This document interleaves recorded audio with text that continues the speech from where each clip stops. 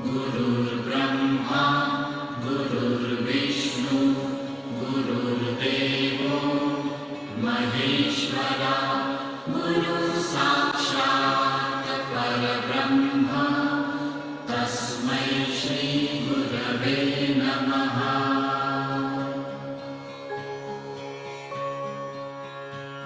गुरुर्ब्रह्मा गुरुर्विष्णु गुरुर्देवो महेश्वरा गुरुसाक्षात् परब्रह्म तस्मै श्री गुरवे नमः।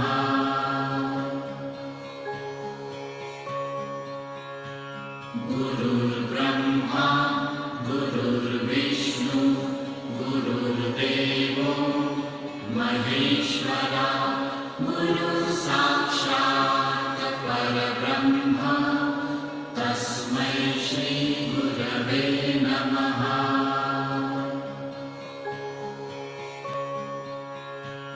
गुरुर्ब्रह्मा गुरुर्विष्णु गुरुर्देवो महेश्वरा गुरुसाक्षात् परब्रह्म तस्मै श्री गुरवे नमः।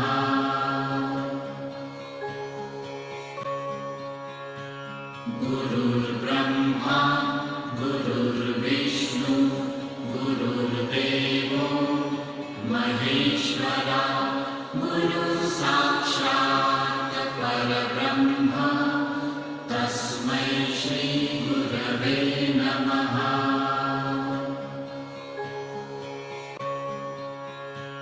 गुरुर्ब्रह्मा गुरुर्विष्णु गुरुर्देवो महेश्वरा गुरुसाक्षात् परब्रह्म तस्मै श्री गुरवे नमः।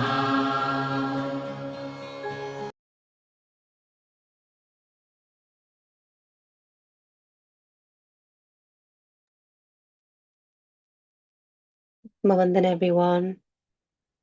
Om Shri Paramatmane Namaha. Om Shri Paramatmane Namaha. Om Shri Paramatmane Namaha. Om Shri Gurubhyo Namaha. Good evening, everyone. A very warm welcome to you all. 1 second.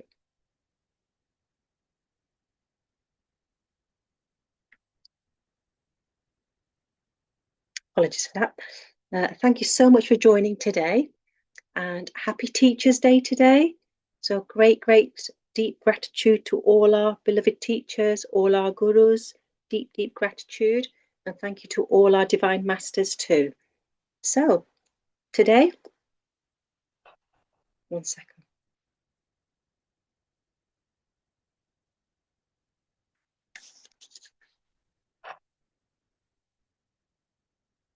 Apologies for that. Today we're going to carry on with the chapter we did yesterday, which is chapter 19. But if it's okay, Monikaji, I'd like to just do something slightly different today, if that's okay. Based on the chapter yesterday, it got me thinking, and one of the key takings that I took was our body is a talking, walking temple. And on that note, it reminded me of when I attended a gatha of Pujya Sri Ramesh Pai. He sang a few lines which really actually envelopes this thinking. So if that's okay, Monikaji, I'd just like to convey those few lines first before we dig into the chapter, if that's okay. So the words were, Prema jab ananta ho gaya, to roma roma santa ho gaya. Prema jab ananta ho gaya, to roma roma santa ho gaya. देवालय हो गया बदन, देवालय हो गया बदन, हृदय तो महंत हो गया. हृदय तो महंत हो गया, प्रेम जब अनंत हो गया, तो रोम रोम संत हो गया, देवालय हो गया बदन, देवालय हो गया बदन, हृदय तो महंत हो गया, हृदय तो महंत हो गया. Jai Sri Krishna. So those few lines translated is Prema jab ananta ho gaya, meaning when your love is truly eternal, anant, everlasting. Prema jab ananta ho gaya, to Roma Roma Santa ho gaya. So your every single pore becomes divine like a saint. Santa ho gaya. Roma Roma. Devalay ho gaya badan. So Devalay is like a temple and badan is your body. So your body has transformed into a temple. If you can encompass this love and unity and divinity within all, then you can become this walking, talking temple. So I thought that fitted perfectly for what we understood yesterday. And that brought me memories of going to Ramesh Bhai's Gatha in the Bhagavad Gita. He was discussing a chapter and brought in these few sentences that stuck to me ever since. It was many, many years ago, but I thought that was just amazing. So thank you so much for hearing me out. Okay, so we'll carry on that note, that we are a walking, talking temple. So we started chapter 19, which is called Drop the Mask That Grins and Lies. And we've reached page 188. So let's see where we got up to. I'm just going to go backtrack a few chapters. So, a seeker should remember that whatever we see and hear leaves an impression on our subconscious mind, and this can sprout out at any time without announcing itself. Your intellect may forget what you hear, but all that information gets stored in your subconscious mind. All the impressions get stored in the storehouse of the subconscious mind, and these will emerge when you sit for meditation. All the thoughts and emotions in relation to the stored information will emerge and then keep on getting distracted by them, whereas you were supposed to sit in meditation. It never occurs to you that you yourself have put all thoughts that arise in your mind. Remember this: whatsoever lies in your mind, you yourself have put it there. In meditation, the layers of your mind, including your subconscious mind, start to unfold, and you get disturbed on seeing all that emerges out. You deludedly think that you only listen to good stuff. You think, I am a good person. I never speak ill of others, and neither do I hear ill of others. I am not an angry person. It is others who make me angry. My dear, are you such a fool that others instigate and you become angry? Are you a human or a robot that runs on remote control? Someone presses one button and you become angry. Some other person presses another button and you become sad. Are you a human being or a toy? Sing the glory of the Lord. Listen to the glory of the Lord. This does not mean that listen to satsang only, but be extremely careful on what all input you allow in your mind.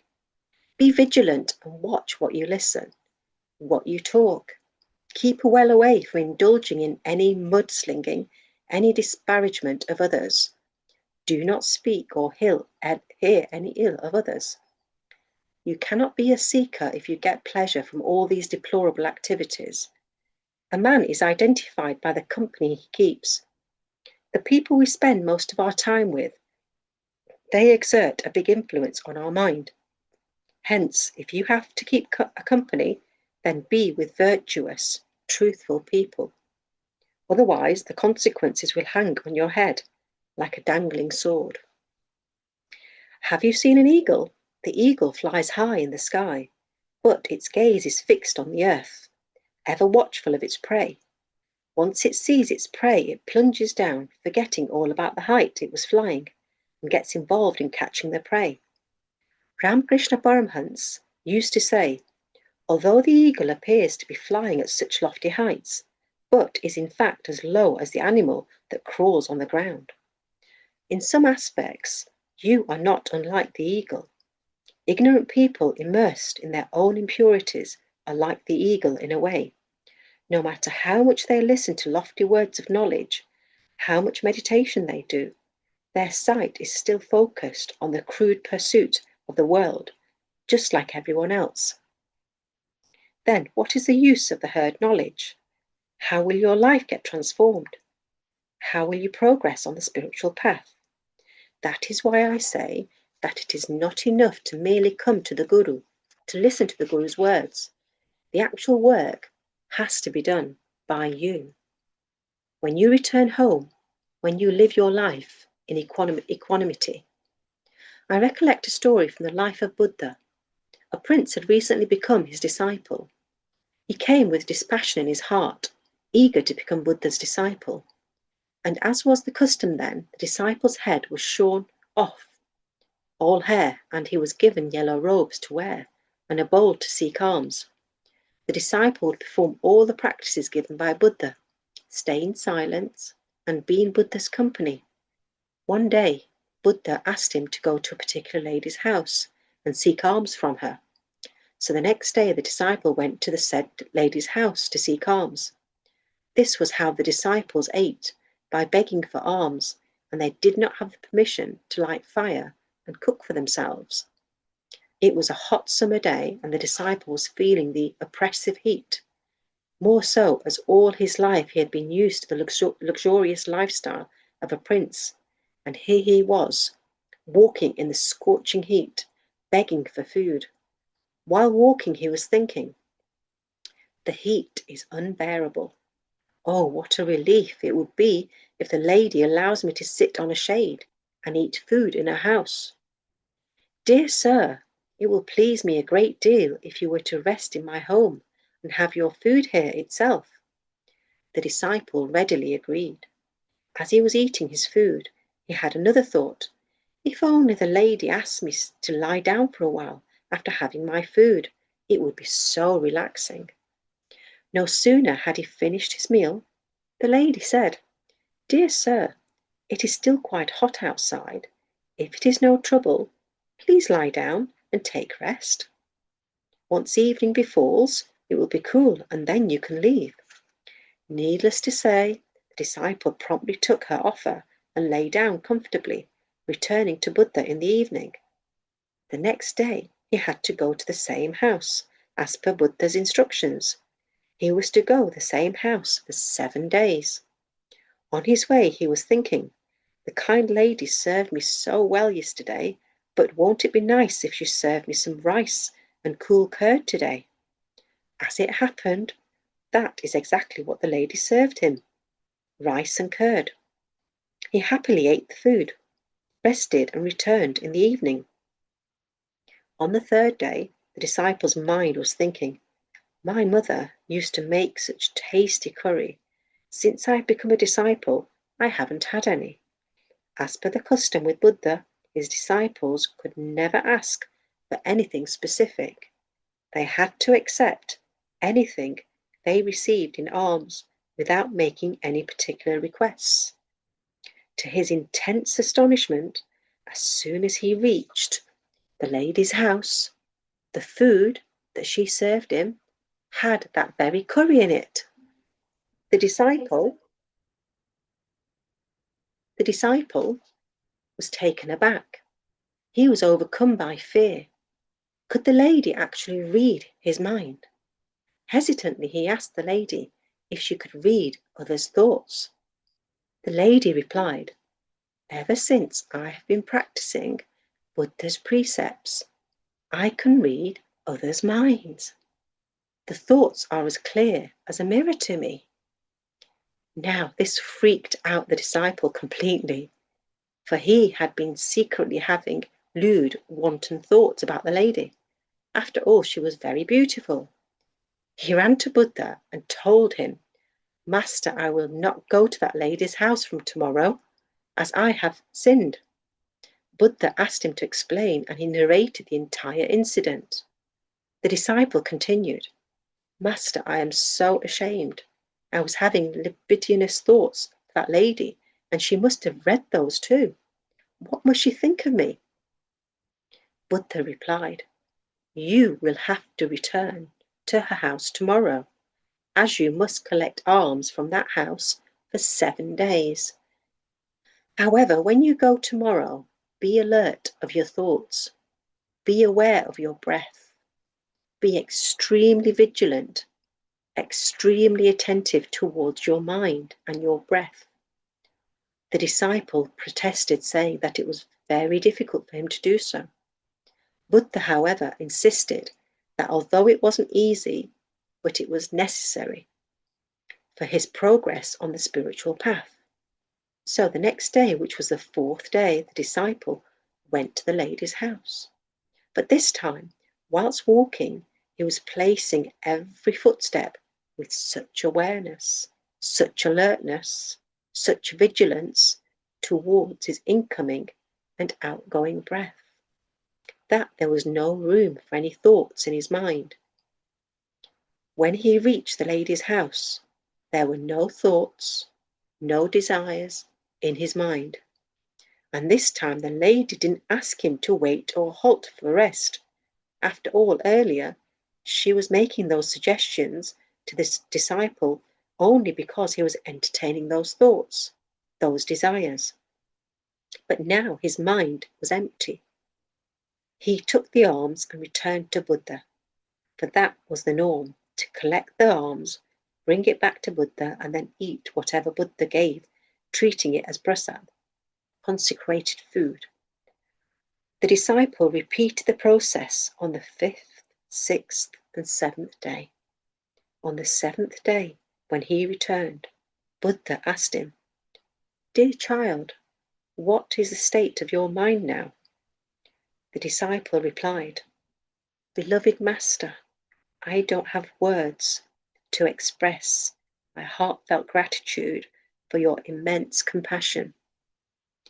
These last 4 days of begging for alms and returning back have been an invaluable lesson and a spiritual practice in itself. My mind has quietened down, and with the rising of inner awareness, I have understood the process of how to bridle, control, and temperate the mind." Buddha, too, would give the discourses. He, too, would hold satsangs, but he would get his disciples involved in some spiritual practice or the other. Because Buddha was not only a philosophical visionary, he was also very practical in his dealings with his disciples. He knew that maladies of the human mind would not be cured by mere listening to words of wisdom.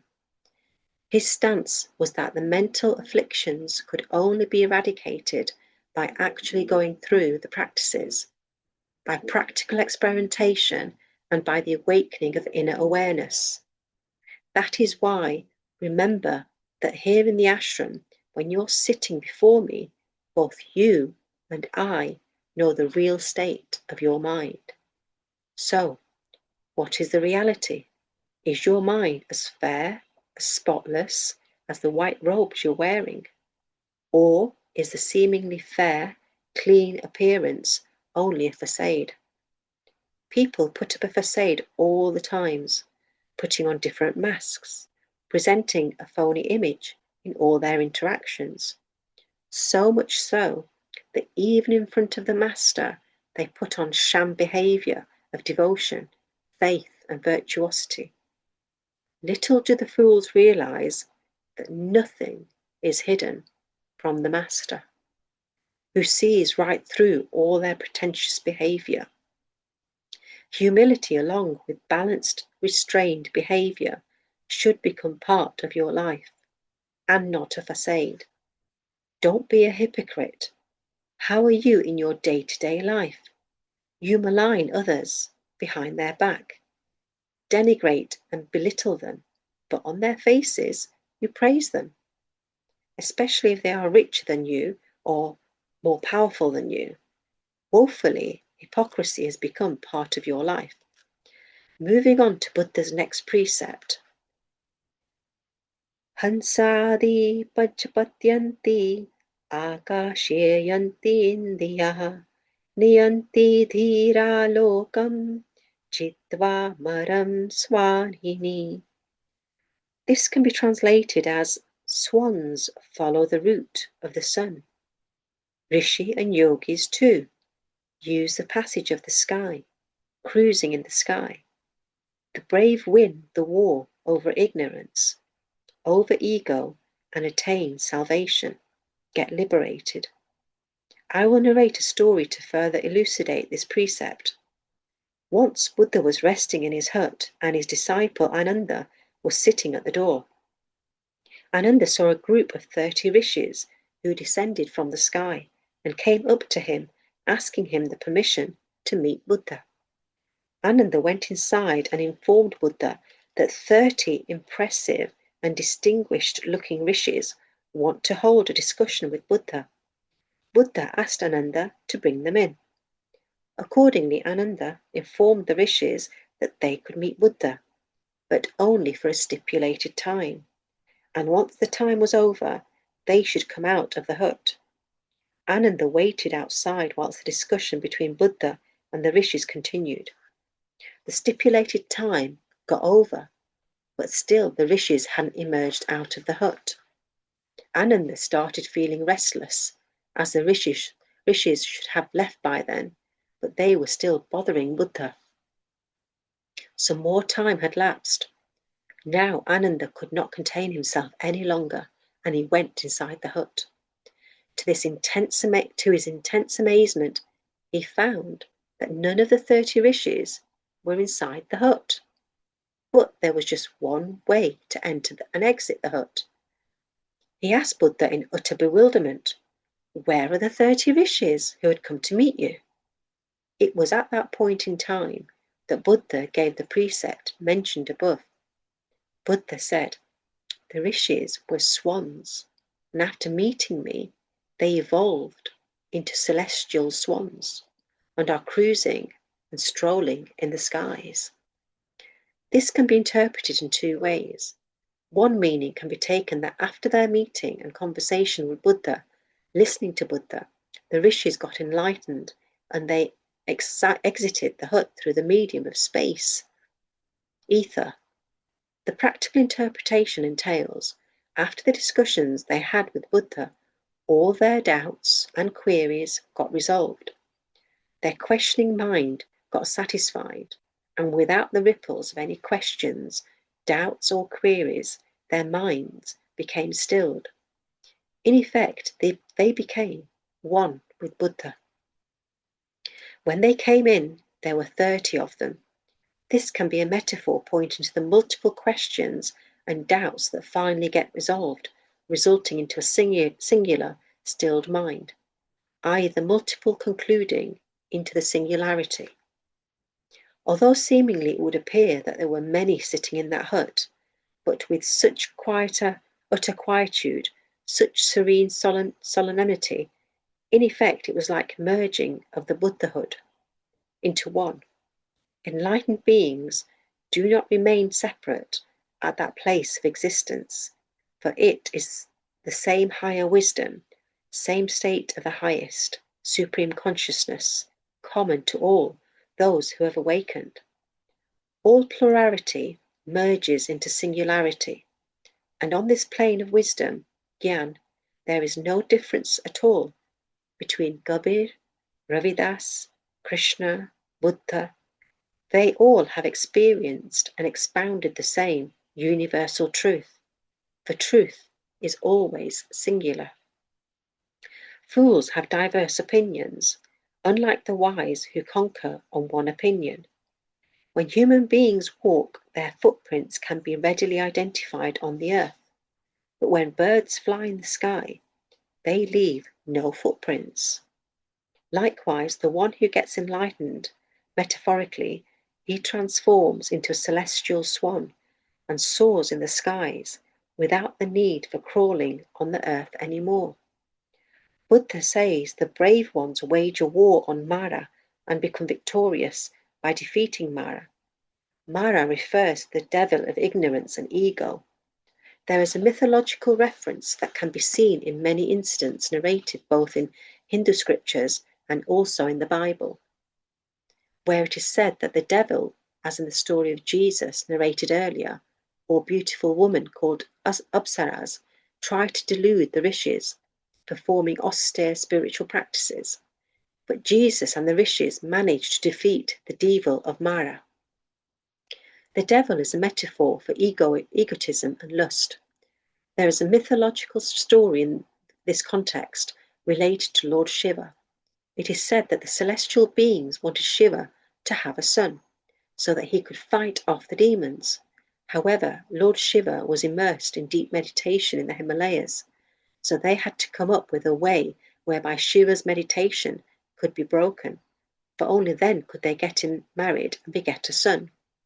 They asked Gamdev, the god of love, to target Shiva with his arrow of love, so that Shiv would emerge from the meditative state and desire to be married. The story goes that Gamdev did as asked. In the beginning, Shiva quietly endured the onslaught, but eventually he got up, fiercely angry. His anger was such that his third eye opened with a blast of fire coming out that burnt Gamdev to dust. Seeing this, his distraught wife, Rati, pleaded to Shiva, saying that the whole idea was Indra's, so how could it be her husband Gamdev's fault? She beseeched Shiva to bring her husband back to life. Shiva relented but said, Gamdev will come back to life, but he will exist without a body. No one will be able to see him. Likewise, the story related to Jesus mentions about a devil going to Jesus. This devil is none other than the ego and lust. It is very easy for the ego to strengthen, given the austerities and firm resolve shown by the sadhu. It will rear its ugly head, saying, See, there is no one greater than you. Can anyone perform such austerities, such penance? You are the greatest. And it is said that once Mara was defeated, Mara started sending his army of beautiful women. The beautiful damsels would try to disrupt the meditative states of many a sage and seeker, including Buddha. They used their allure, their charm to to seduce Buddha, but Buddha remained detached and said, The one you are trying to tempt is already dead. So why are you wasting your time? Mara is regarded as masculine, whereas the enticers are women. The man who keeps on arrogantly strutting before others becomes a timid mouse in front of his wife. Once an eccentric king asked his ministers to search his kingdom for such a man who wasn't afraid of his wife. The poor king being dominated by his queen. This prompted him to find out if there was any lucky chap who didn't have a domineering wife. The ministers kept on searching, but to no avail. No matter how strong the man, as soon as the wife hollered, he would be at her beck and call. Finally, the ministers came across a wrestler. They thought he could be the elusive one. They asked him, Sir, you look like a man of strength, but are you afraid of your wife? The man replied firmly, What nonsense! If I just raise my finger, my wife starts shaking in fear. The ministers were relieved, as they had found their man, they said. That is jolly good. The king has asked us to gift a horse to a man like yourself. Which one would you prefer, white or a black horse? The wrestler promptly called upon his wife. My dear, which one should I choose? It is said that when Buddha had conquered Mara, Mara sent beautiful damsels to lure him. Now, this doesn't mean that the women were coming from outside, and neither does Mara refer to any tangible devil, any demon. The devil of Mara is none other than the afflictions present in the mind, the innate mental malaise that keeps emerging time and again. No one from outside but your own mind throws up the delusions and lures you into the habitual tendencies of lust, egotism. And it is only when Buddha won the war waged on the inner devil, the mental afflictions, that he became victorious and managed to eradicate all ignorance, and only then did he attain enlightenment. The precept concludes with Niyanti dhira lokam jitva maram swahini. The brave person who defeats Mara and its entire army, he alone attains liberation from the bondage of samsara. How will you attain liberation? For this, you too will have to defeat the devil of Mara, which is lurking in your mind. You need to face all the impurities present in your mind. You have to accept their presence, as that will be the first step. This should then be followed by patient, perseverant, and dedicated spiritual practice, sadhana. Remember that sadhana is not possible without tremendous patience and perseverance. You have been listening to me for the last hour and a half. You have been so engrossed in listening that you didn't even think about changing your posture or moving your legs. But I ask you to sit in meditation. Then it is more than likely that you will change your posture, fidget in your seat, and this is because as soon as you sit for meditation, all your mental afflictions become apparent and you have to face them, which makes you feel restless. Many people ask me when they sit in a group meditation conducted in my presence, they find it easy to be meditative, but they don't experience the same when they meditate on their own.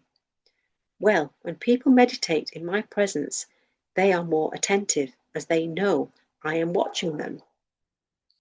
This makes them put in a sincere effort.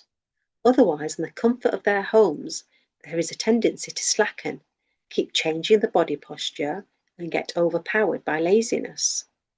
Secondly, there is an element of faith. Thirdly, meditating in a group does increase the energy levels, and this is certainly beneficial. See, when you're meditating, your faces reveal whether you are sleeping, feeling lethargic, or are indeed meditating. I don't need any gadgets to know this. I can tell just by looking at your faces. Just as a newsreader reads what is written on the television screen, I can read your faces. Your faces are like a screen. A few years ago, when we didn't have these cameras to record the discourses, whenever I could catch someone sleeping or yawning, I would halt the discourse and ask the person to stand up or call out his name. This meant that all would know who I am referring to, and everyone would become alert, as they didn't want to get caught out. Whenever I'm talking on any profound topic, the mind starts to wander. If it doesn't wander out, it goes into lethargy.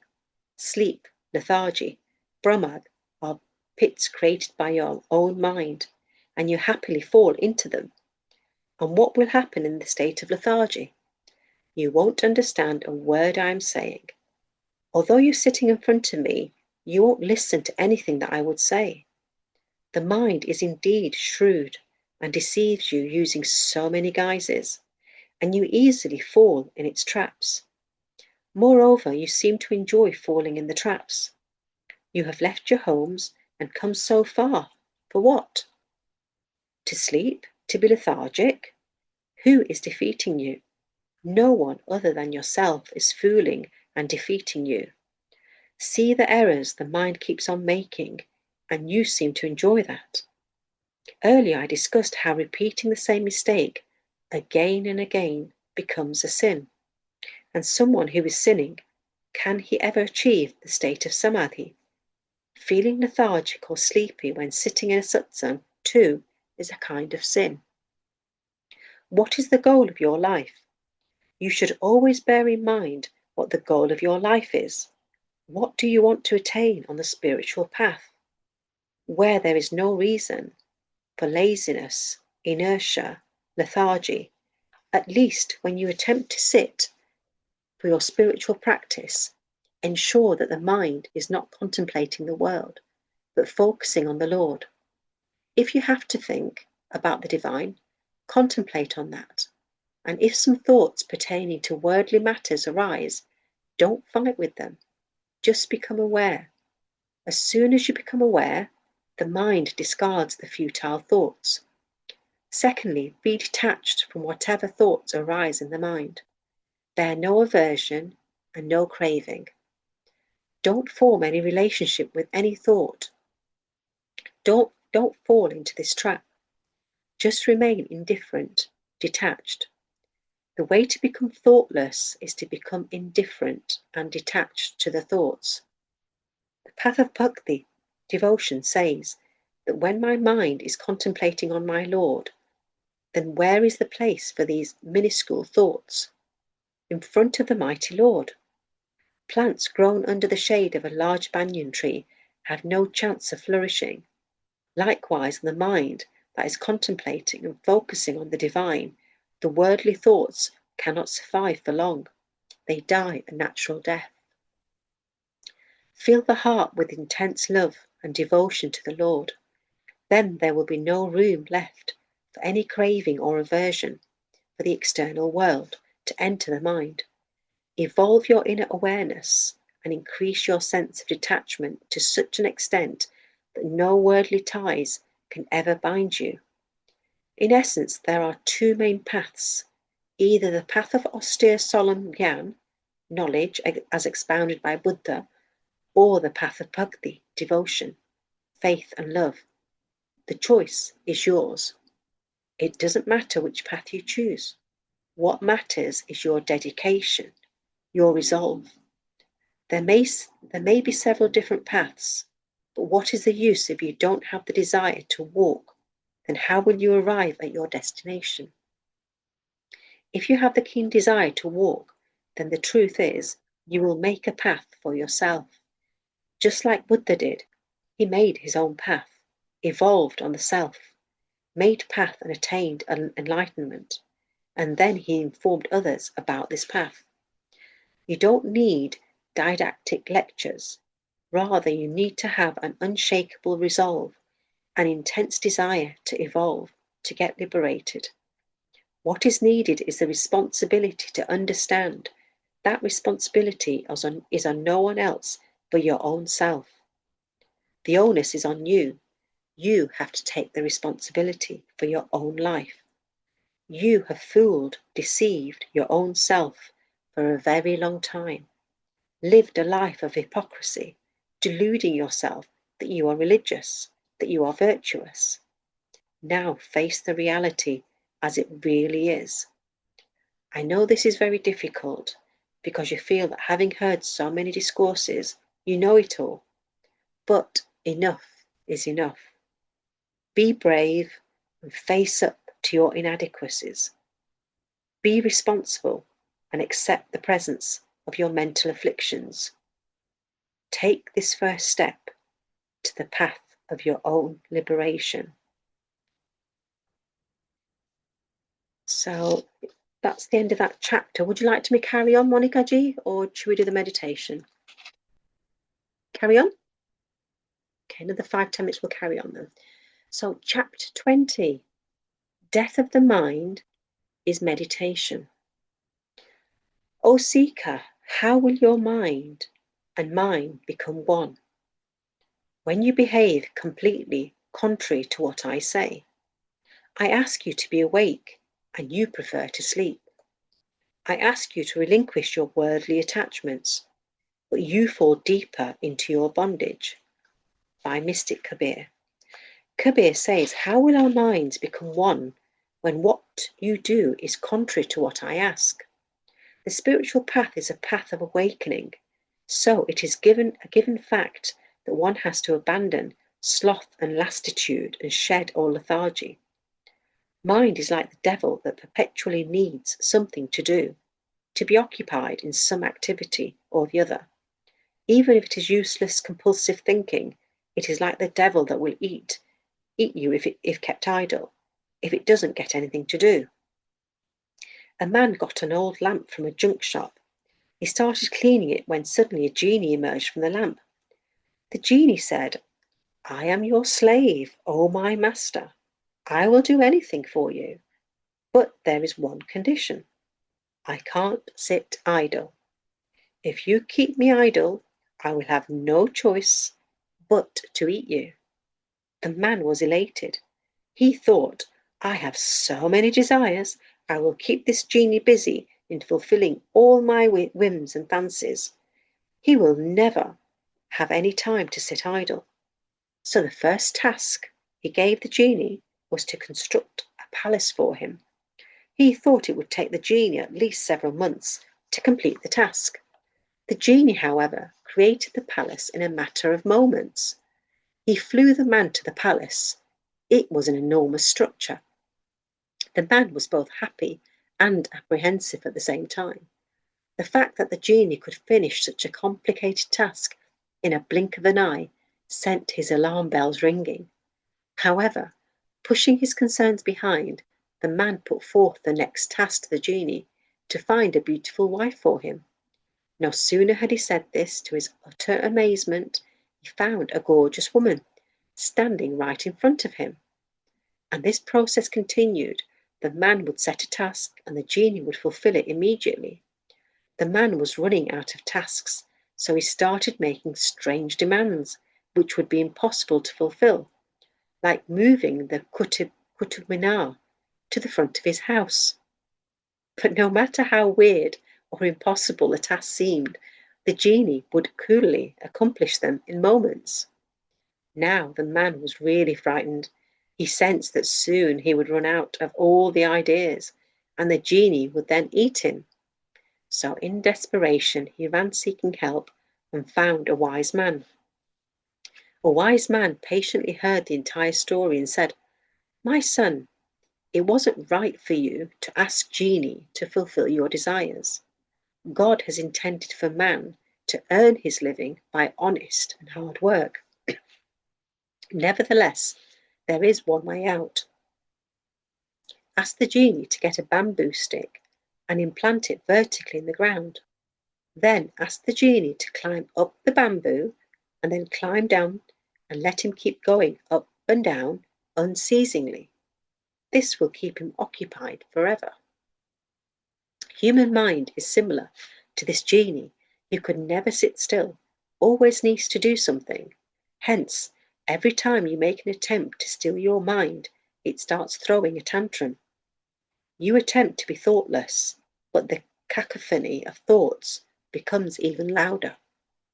That is why Kabir is saying, "O worldly people, your mind and my mind can never be in union. I am thoughtless, but you are trapped in the web of thoughts. I sit in silence, whereas you create a commotion. I ask you to awaken, but you want to keep on sleeping. Let alone sleeping at other times, you sleep even when you're sitting for meditation, don't you? It is no real surprise to see people who sit for meditation, but instead fall asleep. But why does one feel sleepy or lethargic? This is because the genie of your mind gets bored of not doing anything, and hence the dullness, the slumber. This is the reason why in the initial stages, most meditation practices involve doing something, be it mantra chanting, visualization, or dynamic breathing. The mind is happy as it is involved in doing something. But remember, as long as your happiness is dependent on your mind, that happiness can never be authentic, cannot be absolute. This is because you are still concerned with keeping your mind agreeable. Understand this clearly, that meditation is not about keeping the mind occupied or interested or happy. On the contrary, meditation happens only in a no-mind state of being. Death of the mind is meditation. That is why doing nothing and just being aware of one's breath is not as easy as it may superficially seem. On the contrary, doing nothing is the most difficult task. When the mind doesn't have anything to do, there is only one of the two possibilities that can occur. Either you will go to sleep, or it will weave such a complex web of thoughts that will entangle you completely, so much so that you will forget that you were attempting to meditate. The meditation you did this morning, wherein you needed a great deal of awareness and patience, I asked you at least 3 times to be aware of your breath. But still you went into slumber, into lethargy. It reaffirms the words uttered by Kabir around 600 years ago. Still hold so very true to this day. How can yours and my mind become one? I have taught you so many times, yet you have remained confused. I speak from what I have seen, but you repeat words from books. I say remain unattached, but you wish to be attached. I say remain awake, but you wish to sleep. I have wasted aeons in making you understand, but no one listens. You wander like a widow who has lost her money. Stream of the Master's knowledge is flowing, and I have cleansed myself in it. Thus says Kabir to sages, the union of our minds will happen only when you do the same. Kabir is saying, I ask you to awaken and you insist on sleeping. I ask you not to fall in attachment, but you do not heed this advice. You are doing all that I ask you not to do. Then how will our minds be in union? And let me tell you, only those who know how to live without being attached, they alone live happily in this world, and they alone give genuine love to others. The truth is that only the one who is not attached to anything or anyone is in fact really capable of offering genuine, selfless love to others. You are attached to your children, hence you love them. But how much love do you feel for the children of your sister-in-law who lives in the same house? Your mind thinks about and is concerned about only those with whom you are attached. And the fact is, were you not attached only to your children, then you would have felt genuine love for all children. Children are so innocent, so guileless. If you love them, they return that love to you several times more. Whereas what you do is that in the name of loving your children, you end up suffocating them under the weight of your attachment. Why are you sitting like this? Why are you talking like this? Do this, don't do that. You start controlling their lives, constantly giving them instructions. Why are you wearing those clothes? Be friends with them. Don't be friends with her. You order them around, wanting to control every aspect of their lives. And the poor kids start feeling so trapped and suffocated, they get fed up of all your patronizing, judgmental attitude. And when they don't behave according to your wishes, you get angry. And that inevitably leads to fights and discord. The child starts feeling rebellious, wanting to escape your controlling attitude. Your attachment to your near and dear ones leads you trying to control their lives as per your wishes. This further leads to a lot of suffocation in relationships, with everyone trying to control the other. And if things don't go as per your whims, there is inevitable anger, fights, discontent. So you end up being caught up in the grip of either craving for those who fulfill your needs or aversion for those who don't. That is why no son has genuine love for his father. In some corner of his heart, he holds a grievance against the father. He is dependent on the father until he becomes capable of earning his own living. He lives according to his father's authoritative attitude, but waits for the day when he can escape the suffocating, condescending behavior. Now, when the child grows up and begins to earn his own living, then he answers back. When the father shouts, he retorts back. Father, stop yelling. Now your time is over. Just sit somewhere and chant God's name.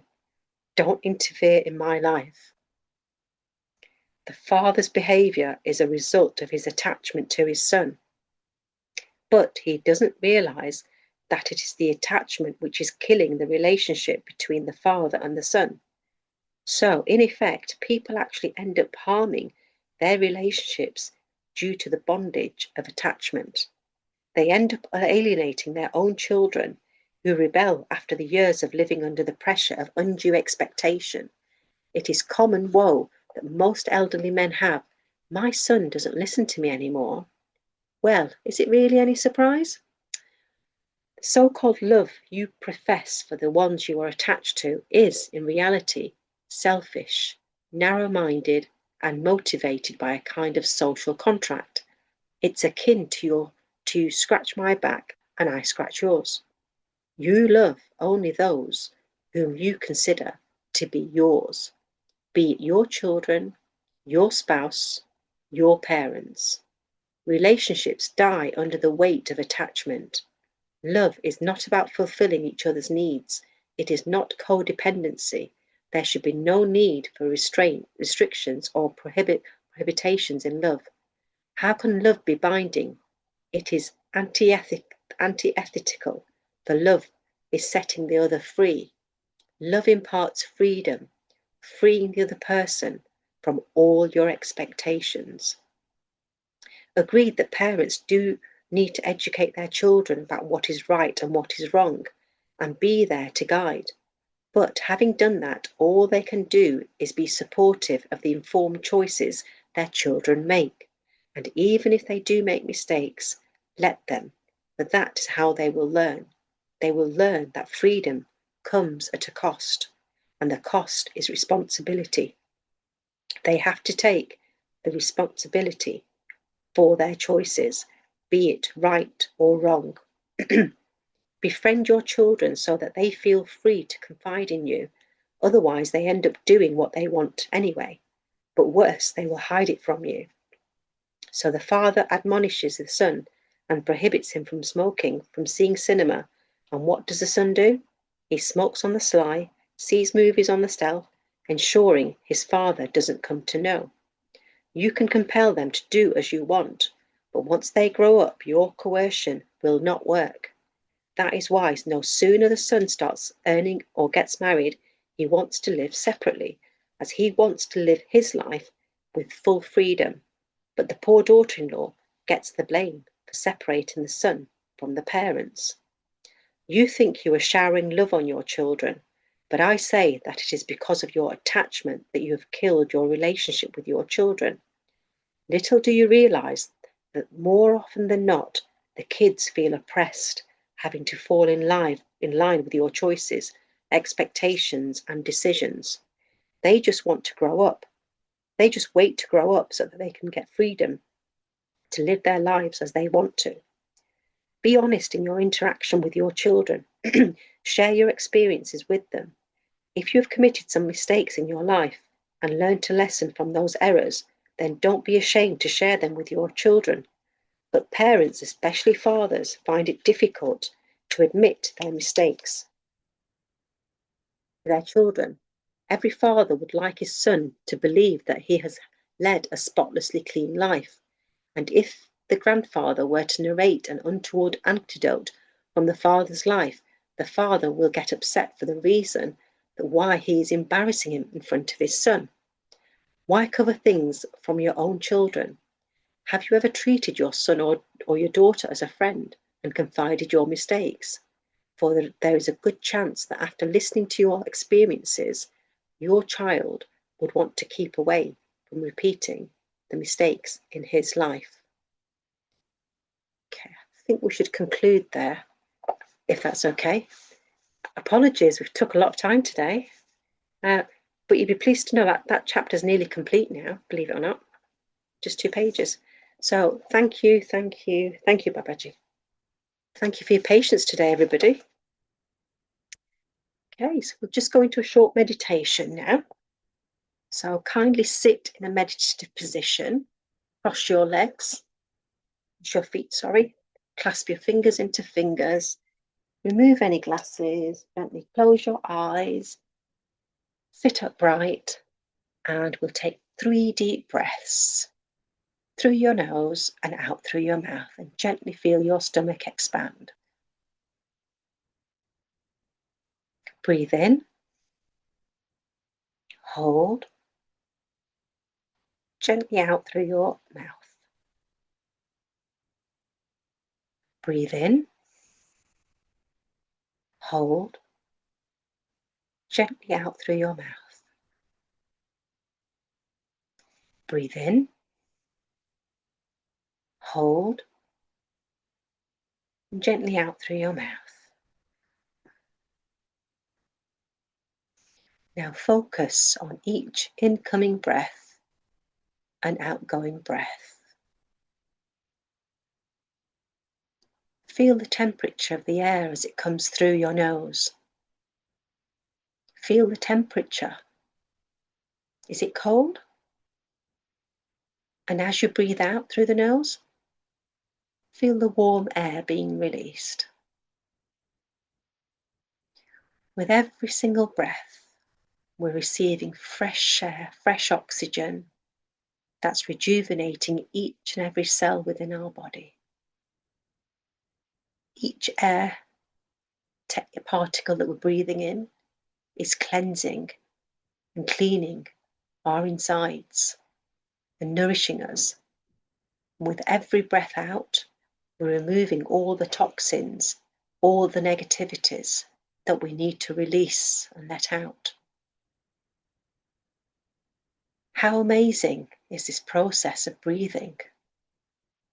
Our bodies are a beautiful machine that work in perfect sync every single second of the day, 24/7, all year round. And as you take each breath, feel one with your breath.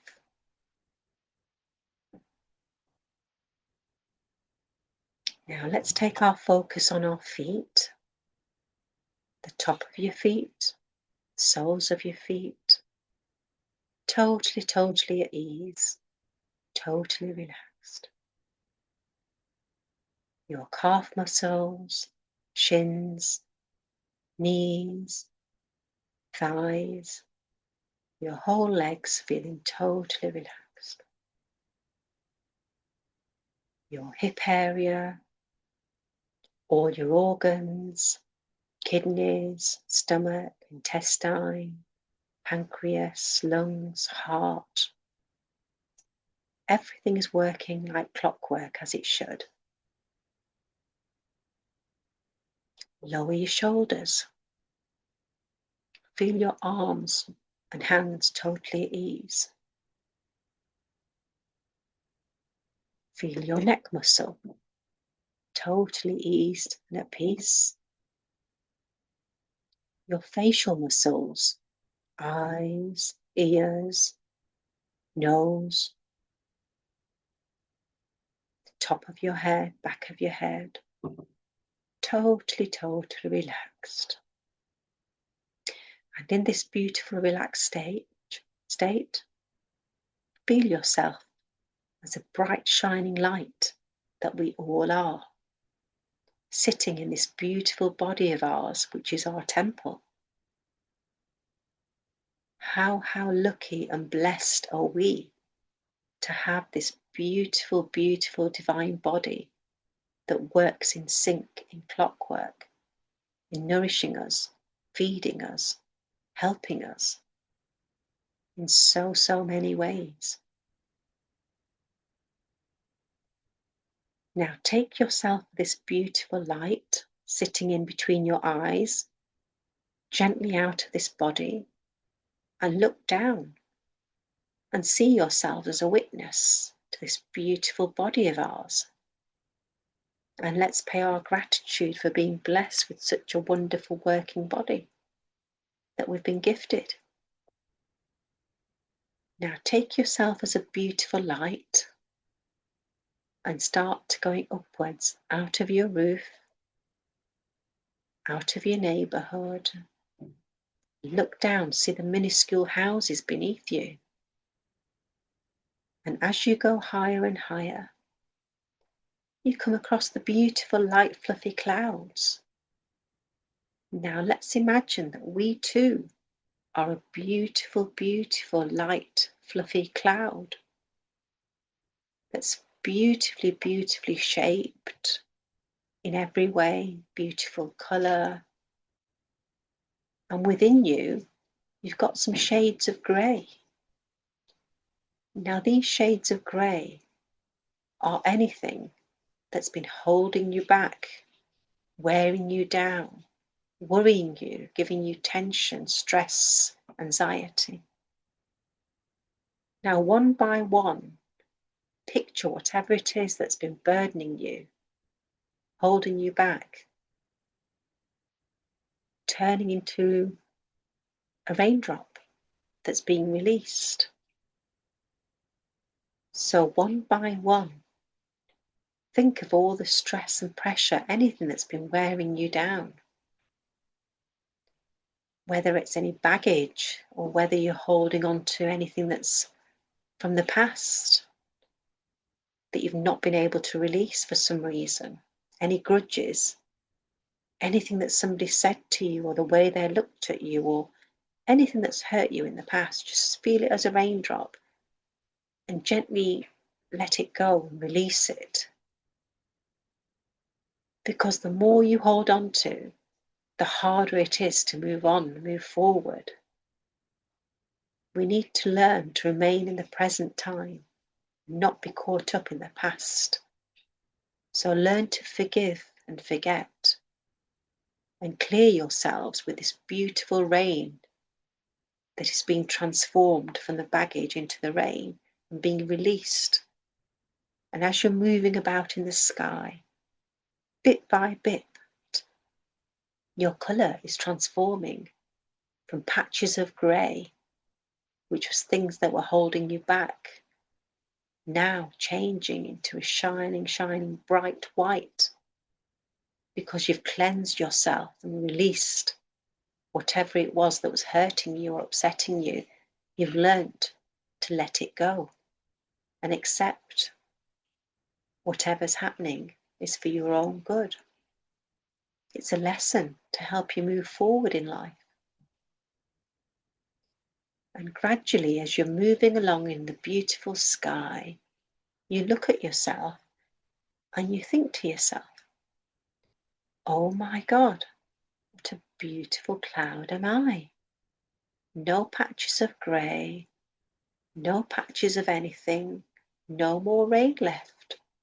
Just a clean, beautiful white cloud that's been totally cleansed and healed by this process of releasing and letting go of anything that's been holding you back, so you can soar the skies and be light and free like a bird.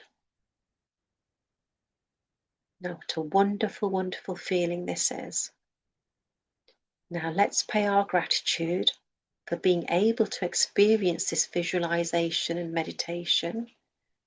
Deep, deep gratitude to our parents, to our grandparents, ancestors, all our family and friends, for all their wise words, help, guidance, support, for shaping us and making us the way we are today.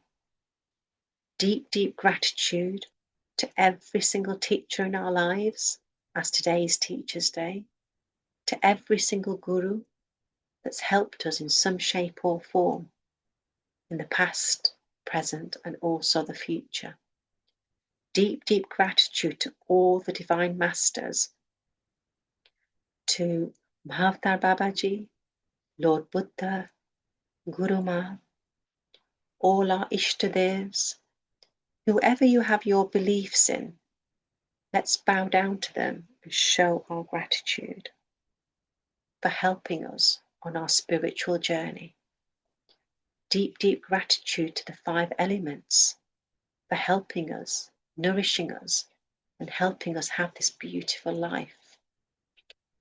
Deep, deep gratitude to the mineral kingdom, plant kingdom, animal kingdom, birds and all species, to all four seasons, to all the planets, to the whole cosmos, to every single person in our lives and everything in our life as well.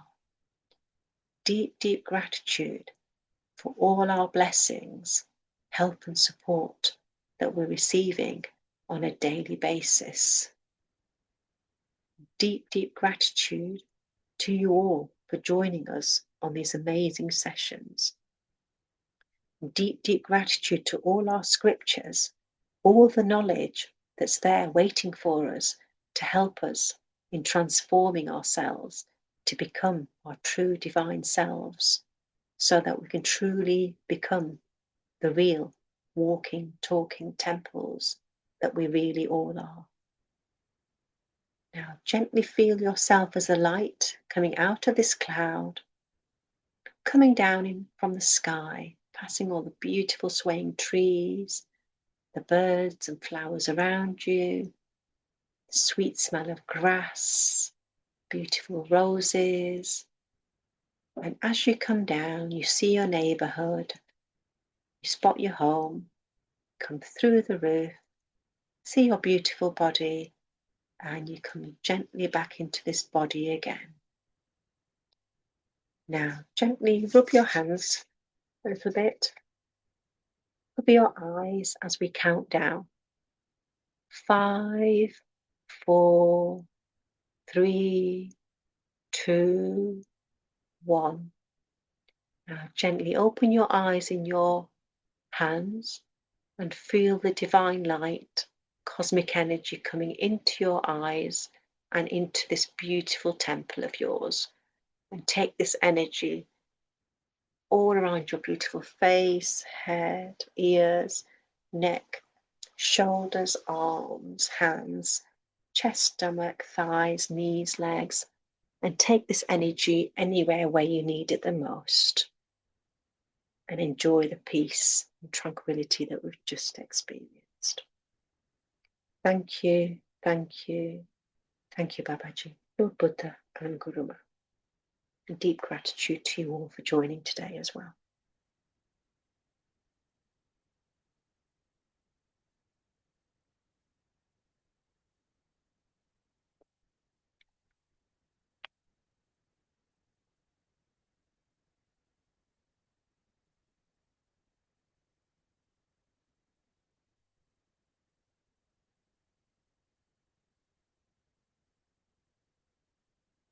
Would anybody like to say anything?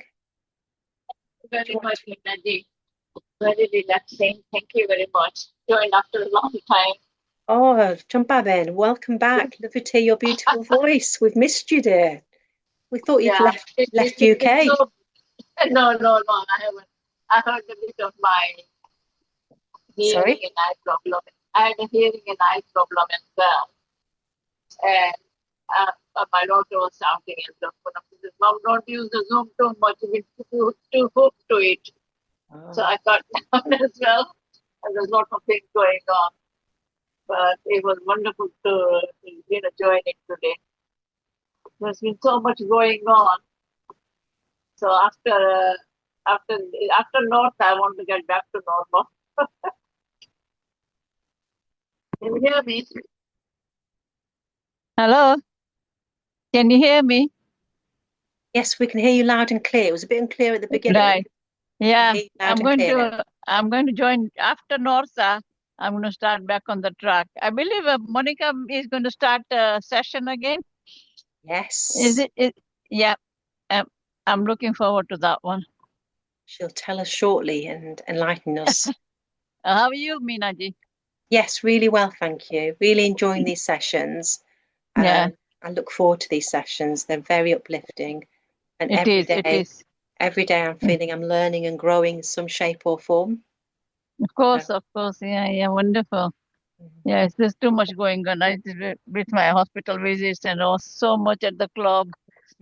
And then I joined as many I was joining as many meditations as I could, and I thought I was doing too much. I said, right, give myself a break and start again. Yeah. Good to have you back. Missed you. Yeah, thank you. Yeah, I love your voice. I love listening to yours. Bless you. As long as I'm not putting you on to sleep. Yeah, what happens is when I start it, then I don't get anything done. And when Poonam's come, Mom, what have you been doing? Yeah. It's like my friend came and so we did. She does a class, so I did that one. So I quickly had the meal, then joined yours, and then I'll be joining at 9 o'clock as well. So it's all evening is gone. Oh, Yeah. and So Damayanti Ben, you've joined us as well, haven't you, today? Sorry, Jabba, were you saying something? Sorry. Yeah, I just Damayanti Ben, she had a fall and I went to see her, but she was at the hospital as well. Oh dear. Yeah, so it's quite a lot of things that have been happening because a few of our members are not well and they're not going to the club, so it's that visit. It's just, I don't know, the life has taken over with me. Bless you. Yeah. Is your family all right? Yes, really well, thank you. Good. Okay. It was wonderful to join today. Oh, thank you so much. Thank you. Okay. Damayanti Ben, did you want to say anything? Lovely to see your name there. She must have dozed off. Apologies, that's me then. I'm so sorry. No, because she's just in pain. So sometimes she says, you know what, I join the meditation and it puts me to sleep. Oh, good. And Okay. then I realize I'm not joined it. I'm not listened to anything. So maybe she's doing Yoga Nindra. That's good. Carry on, Damayanti Ben. At least it's helpful, isn't it? At least it's having a rest with your meditation. Yeah. And you're right, Monica ji. Why are you muted, Monica ji? You're not anymore. We can hear you now. Hello, Champaji. Hello, how are you? I'm good and happy Teachers Day. And I'm very happy that you joined today and Damayanti ji joined today because I know we all have some personal commitment. And obviously, if your health is suffering, your health is your first priority. So, Yeah. whenever you feel like you are fine to attend the sessions, you're more than welcome. And we have recording also. So thank you so Yeah. much for making that effort. And we pray for your health and that you will, get Thank well. you. You and Damayanti ji. Yeah, I know. I was like, if someone is not here, means they are somewhere, they are busy somewhere else. So, but Yeah. yeah. It's just my eyes is playing up, my vision. I couldn't read or whatever I've written, I can't read. I can't write my diaries, and it's so frustrating. And I went to the hospital again. I was able to read a little bit, so I was happy. It wasn't just vision; it was also burning and tears down my eyes. It's recovering now, and then I was told to avoid the screen. That's fine. It makes sense, So, if so you're not feeling but my it's fine. gratitude to you on thank you on this Teachers' Day. I'm glad I've joined you to pay my gratitude to you and Minaji. Yeah. Yes, thank you, Monica ji. You're our first guru today. Happy Teachers' Day, dear. For introducing us the Unified Book. That's how we met. Yeah. And this Sunday onwards, in the morning, 5:30 onwards, I'm again starting Hindi Unified in the morning. This guidance I received from Babaji to start in the morning rather than in the evening. Uh, So that, we last time when we were doing in the evening, we were sleeping with those thoughts. But this time he was like, do it in the morning and face the challenges entire day. Are you in the same energy entire day? So I was like, okay, Babaji, whatever, your command. when you going to do it in English? English at the moment means not because there are few other sessions I'm get receiving guidance which I have to do this, especially this month and next month. Once Maina ji complete this book, then I have something else, for evening, and yeah, we are planning for something else also. uh, and the guidance keep coming from Babaji. He is suggesting so many things like um, let's see, just go with the flow. But don't miss the Sunday mornings, 5:30 a.m. And it's Sunday, is 7, date is 7. So don't Yeah, it's a special day, Sunday. Yeah, yeah. yeah, not Saturday, from Sunday So onward. Sunday. Yeah, yeah. Yeah, in Hindi. Oh, Let's see. unified. Yeah, unified Hindi. I prefer English because I don't fully understand the Hindi. It doesn't matter when we are in the group, at least you grasp the things, you understand the energies. When we connect with the energies, you understand the words. Right. Okay. Yeah, It's for so an hour. yeah, 1 hour with Half the past 5 to 6:30. yeah, half 5 to half past. Ah, Yeah. but then there is 6 o'clock meditation, isn't it, in the morning? That's up to you. Whenever you want to leave, you Yeah. can. There is no foundation, because even Okay. with a unified course, we do meditation. So the Hmm. thing, Oh, of course. Yeah, yeah, yeah. yeah. So it's completely your wish. So yeah, whatever anyone want, you can do like You see, this is what this is meditation. what was happening when I was even doing meditation. I used to drift off because my eyes felt so tired. I just wanted to sleep, close my eyes and rest. That's how I was feeling for 2, 3 weeks. Yeah, so yeah, Your body is asking for rest, go for rest. Don't misdo the things where you're like, I know, I understand you like meditation. You can play a music on your phone and you can go into meditation. yeah. But your health is your priority. Don't go for the live sessions that where you have to check in for the phone again and again. If it is affecting your eyesight. Hmm. Tell Poonam to download some music in your phone so that you can just Yeah, play in spot. What do you call it? Spotify. Spotify. Yeah, yeah, Spotify. yeah. I will do that. So will these Yeah. sessions be Yeah. every day, Monikaji, or is it just Sunday? Will it be every day? At the moment, every day, but I don't know. Means depend on the circumstances, if how it goes. But yeah, at the moment, every day. So That is it same as before? One chapter for the full week. yes, the Oh, practice right. Okay. for 1 week. You can't get everything in one day now. Right. Mm. Hmm. It is a 6 months commitment, means 6 months commitment. Right. Hmm. So It yeah, flew by Okay. last time. It Thank flew you by, very didn't it? much, and love you and leave you. Thank you very much.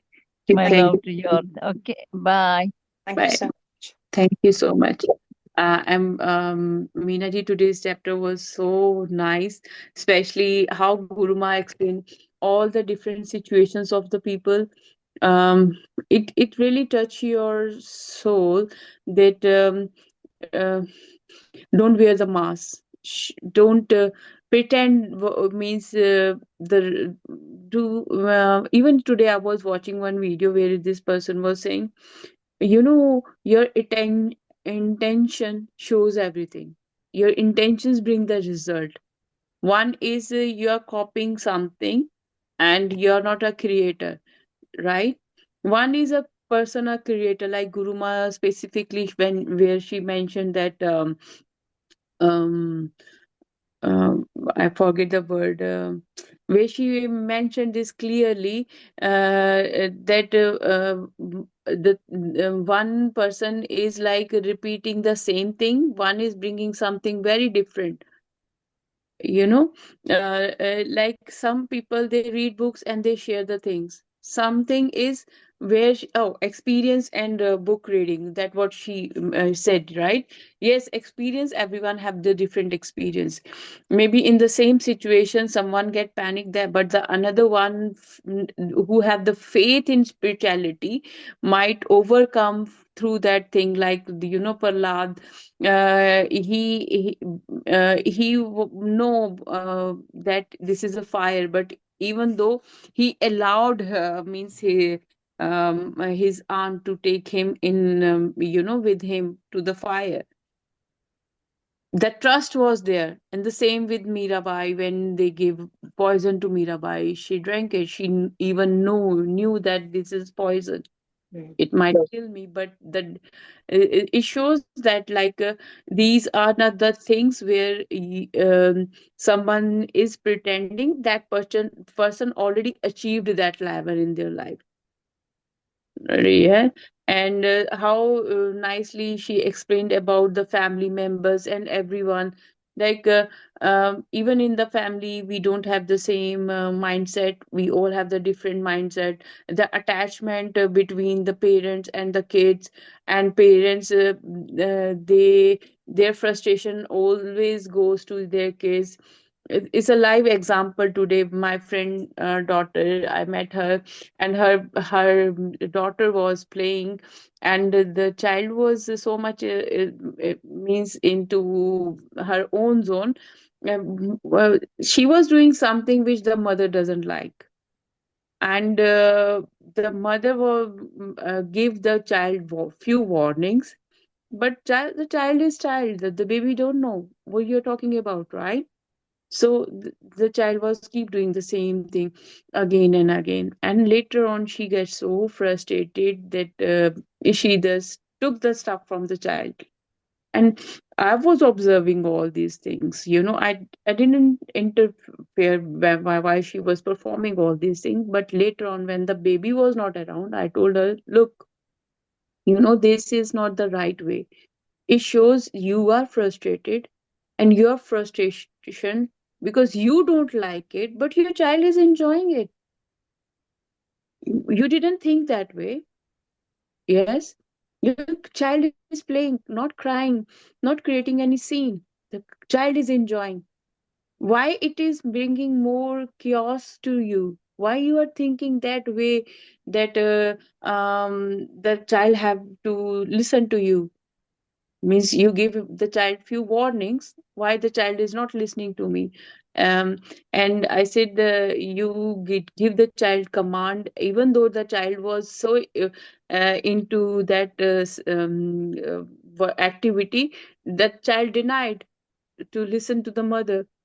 And because that for the child it is bringing more fun, but for mother, because for her it like even for me, I was not thinking that the baby was doing something wrong. It was enjoying, because the baby don't know anything.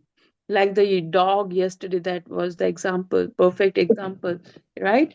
And later on the child start crying when she took away the stuff, and then she was like, oh, means like mama's love, right? So I said, first you created the scene, now you're resolving the problem, but this is not the way.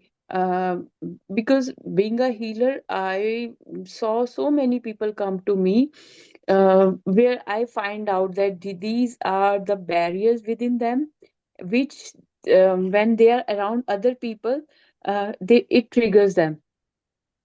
If you're not happy with your own self, you won't get happy with other people around you. You will point out why this person is so happy.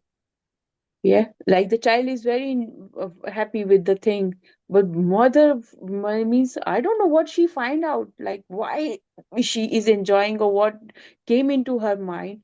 And I was just observing both of them, what they are doing.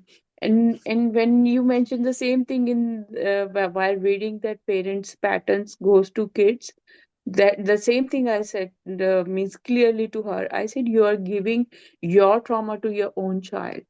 Maybe you don't have a good childhood. Maybe everyone around you force you to do certain things. That's why you get frustrated easily. And she is enjoying, even she is your own child. You can't see that, the child is um, not obeying you, means not giving you respect. That what you're thinking, that's why you get angry, all the gurus teach us that see beyond this physical form. Don't just think about your own self. If you want freedom, everyone else around you need the same freedom. Everyone else deserve the same things. Because we all have different mindset. We all came from different background. Our thinking pattern is different. Everyone around us is different. Even in the class, the teacher is one teaching the entire class. Few kids, they get what the teacher is saying, but others are still in delusion and illusion. They can't get it. So there are so many things, but um yes, we have to choose free will for ourselves and others. The best thing we can do in any situation. And Buddha's disciple, yeah, he was so much attached with those things. When you are not aware of the things, most of the time you hear this thing that the people who do meditation, their intuition is on the time, on the spot. No one can manipulate them, no one can trigger them, because they can see through you. That's how she know that what this disciple wants, yeah, devotee want. And she was offering the same thing. And after, means a few days of enjoyment, now this guy was like, how come she knows? And then he realized that means how do you know that, did you read my mind? And then she said, yeah, I'm a Buddha. Means then it is shocking that his guru is sending him there to learn something, because he still has few desires. And the moment he have that awareness that I have to go to her home just for this thing, not to think about other things, like he was thinking my mom was cooking that type of food, if she will offer me sleeping, so many things, right? It shows like, we once someone give me something, I become more greedy. I demand more, more, more all the time. But if I am aware of it, that be I'm aware of the thing, at least I have this, I show gratitude for it. And I won't allow anything which make me feel like I can't live without these things. Because materialistic thing is materialistic, nothing is permanent. Nothing is permanent, right? The day and night is also not a permanent. If there is a means in the night, we know the day will come, and the night is for a shorter period, right? So many things means through this beautiful book we are grasping. And Guru Ma, how uh, she see through all the disciples, that the way she said that during the meditation, even when you or me or anyone we guide the meditation, we know the person who is in the session what is in their mind. We can see, we can catch them very quickly, very easily. Why? Because and the same time, I like the other thing about that my Guru Ma said, that why the energy is different. Because then that time you are very alert, that your guru can see through you, like she was standing the people who were sleeping or doing, I mean, yawning or something. um so that they become, and the moment that person become alert, everyone else become alert. And so many time, you guys know, you attend all my sessions, so many time even I say, na, if you don't feel like, leave the session. Because um when you pick up the energy, even you know who is that person. But you like Guru Ma, she called the name, but I won't call the names. But these are it happened not only with me, most of the people who do meditation, it happened with, because your intuition gets very strong and you can see through the things. And very beautiful thing that awareness is very important. awareness about what you are eating, what you are, how you are behaving. You're not wearing your mask. For you, everyone is the same. If I want someone to accept me, first I have to accept my own self. Most of the time we won't accept ourselves, and if someone else highlights something in us, we won't take it. No, I'm not that type of person. No, no, no, no. I won't gossip. No, no, no, no, I won't lie. These are the masks we are wearing. But when you're authentic, you understand the situation. Yes. Yeah, a whole day I'm not in the same energy. I'm in a different energy. But at least face yourself with the confidence that yes, I have these things within me, and I'm still working on it. So that's very beautiful book, means I love everything about this book. Deep, deep gratitude to you for reading this book, it's an eye opener actually. And May- what's your experience with today's chapter? I think my two key learnings today is what you've covered, Monikaji, was the bit about attachment, where Guru Ma said that the disciples of Buddha can't even choose what food they want. They can't cook for themselves. They haven't got this free will to eat what they want. They have to accept whatever's given to them, which they then take back to Lord Buddha, who consecrates it, and they get back whatever's left as prasad. So to me, that is almost like the extreme in terms of attachment, but that is the ultimate where we should be, where no matter what we are given and what we have, it's having that mindset of acceptance. Do you know that you're not going to have all your desires fulfilled, but be happy in what you do have? Because the more happy you are, more gratitude you are for what you have, the more you'll receive, I think, the more you'll be blessed with. So that to me was a key lesson.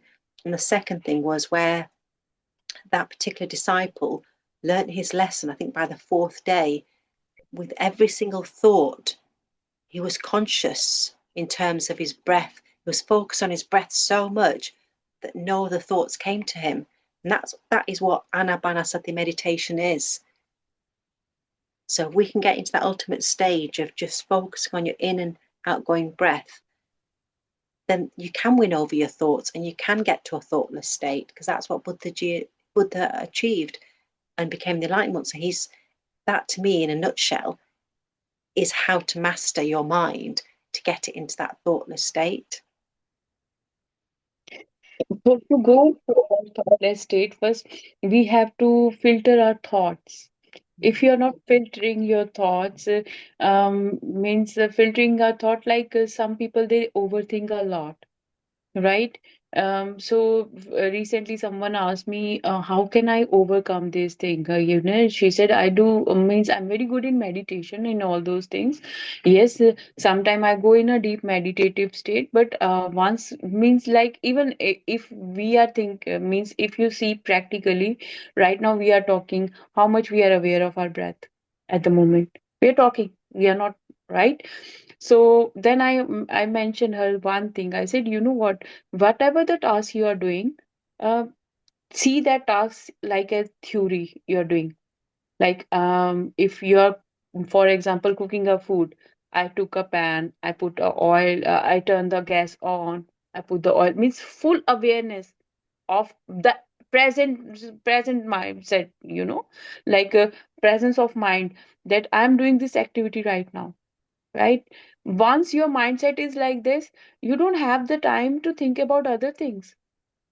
Sometime I travel, I mention myself that I take this train, I'm in this compartment, there are around this type, these many people, just so that my mind won't go. Means I you are responsible for all your activities.